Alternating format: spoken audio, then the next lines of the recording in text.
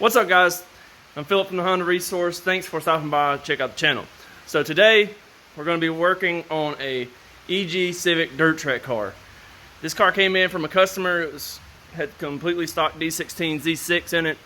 Got that removed, and we're going to be installing an F20B JDM swap. So I had originally already made an intro, or made an initial video for this series, and my footage got deleted while I was transferring it over to my computer, but whatever. So that's here nor there. We've got to move forward, but hopefully there'll be some information to be gained from this series. Maybe, I don't know, we'll see. Anyways, I'm going to try to upload all the videos consecutive days, so just watch again tomorrow and the next day and the next day and the next day. I don't know how many videos are going to be in the series, but I'll do them all consecutive days, and hopefully we can get this thing done. The customer's needing the car back before Christmas, so, well, he's got an appointment for a dyno 3 days after Christmas, so yeah. So anyways, I'm gonna get started on doing this swap and take you guys along with me. So let's go ahead and roll the intro.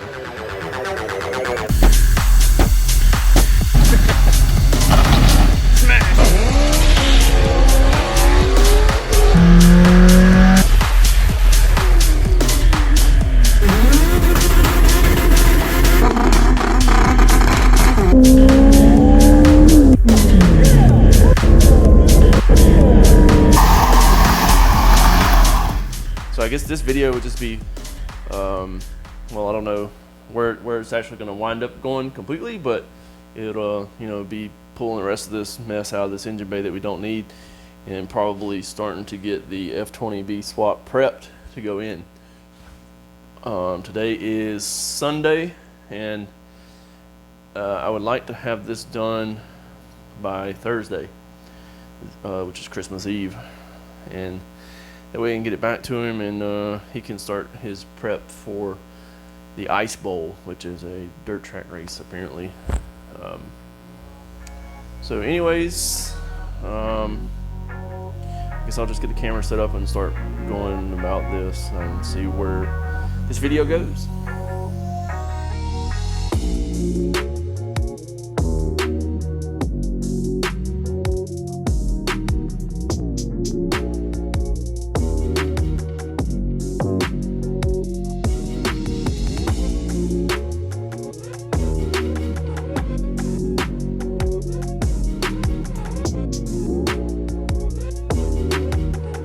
This is a full standalone harness. It came from Jason Waters Tuning. He sells these as a kit. So I have a switch panel, has an engine start, ignition, fuel, fan, and 2 accessories. You can hook whatever you want to up to those 2. It has a little fuse box, or fuse and relay. So on the back, all you have to do is hook power up to this lead and ground up to this lead. And then it hooks into your engine harness.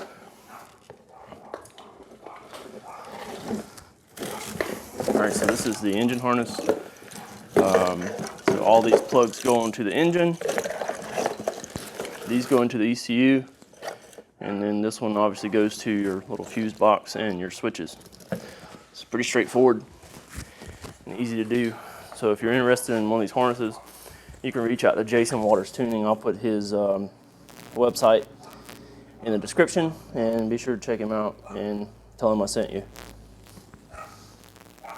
And also, while we're on the subject of Jason Waters, I just want to say that I've been a customer of Jason for a while, and Jason is pretty well known in the dirt track community. He does a lot of tuning for a lot of those guys, especially around the southeast and stuff. So if you don't know who Jason is, check his website out. He sells a lot of nice parts, and he does a lot of tunes for the dirt track cars and drag racing and all those. He has dyno services and all that stuff. And once my channel hits 5,000 subscribers, I'm going to do a gift card to Jason, to Jason's, I guess, his website, which you could, I'm sure you could use the gift card towards tuning or parts or whatever it is that you need. Jason he's also a dealer like for Speed Factory.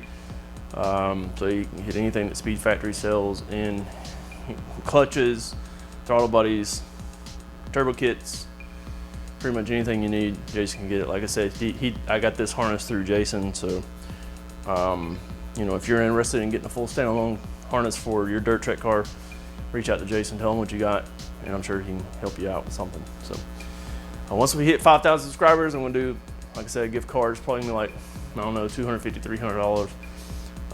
I mean, I know it's not a lot, but it's what I can swing and not really hurt, you know, me too bad. So, you know, I'm just a low-level YouTuber. I don't really make any money at this. You know, I make a little bit. So, realistically, that $250, $300, that's a whole month of what I would make on YouTube. So, I just want to give it back to you guys. So, you know, once the channel hits 5,000 subscribers, we'll do some kind of contest to where I'll, you know, give that gift card away. So make sure you subscribe to the channel and share the channel so that we can get some more subscribers. So anyways, back off my soapbox and back to this car. And I've got the wiring harness mocked onto the engine here. One thing about that harness that I got, it was one he already had in stock, and it's for a B series, D series, OBD2, but with the H motor, it has the alternator on the front rather than the back. So I did have to extend a little wire here, like that goes to the alternator, but that's no big deal. So I just extended it from where it would be plugged in back here up to the alternator up here. Again, no big deal there.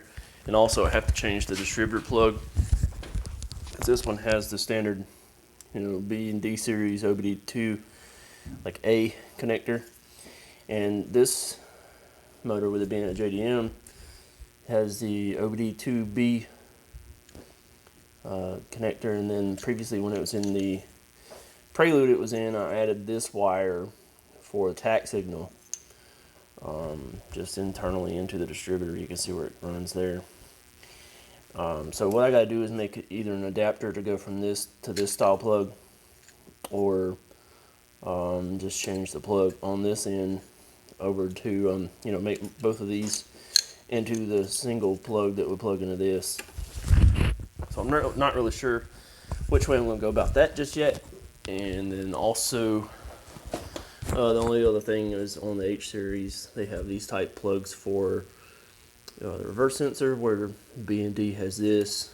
I don't really think that I'm going to worry about that, because this car obviously has no tail lights. You can see back here it has nothing. Alright, so I don't think I'm going to worry about that. And then also I had to make a little jumper for the oil pressure sender unit. It doesn't, again, I don't really think I had to do that for this car, because this car doesn't have a gauge cluster, and that's just for the dummy light on the gauge. I call it the dummy light, the little oil pressure light.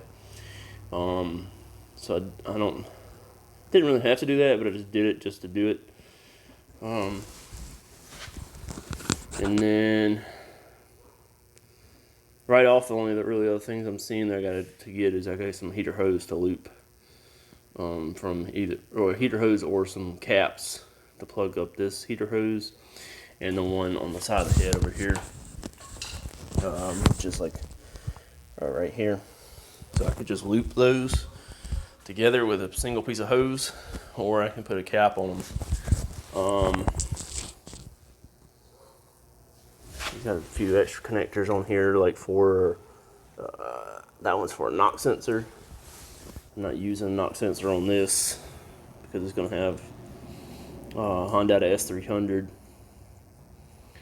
and tune it and whatnot, but it's not going to require a knock sensor, so I'm not going to worry about that.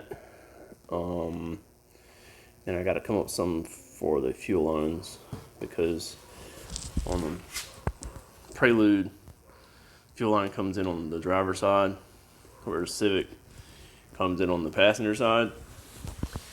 And this little pipsqueak hose right here is not going to be enough to go all the way over here where it would be on this motor.